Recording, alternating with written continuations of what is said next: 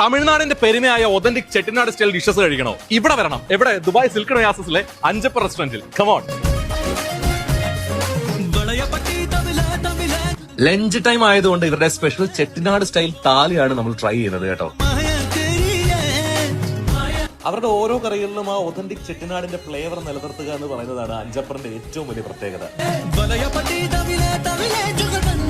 ബസ്മതി റൈസും ബിരിയാണി റൈസും ചപ്പാത്തിയും അവരുടെ റിച്ച് ആയ ചിക്കൻ കറിയും പിന്നെ നോൺ വെജ് കറീസ് വേറെയും അതോടൊപ്പം തന്നെ ഒതന്റിക് ആയിട്ടുള്ള തമിഴ്നാട് സ്റ്റൈലിലുള്ള മറ്റു കറികളും ഒക്കെ ഉൾക്കൊള്ളുന്നതാണ് ഈ ഒരു സൗത്ത് ഇന്ത്യൻ താലി.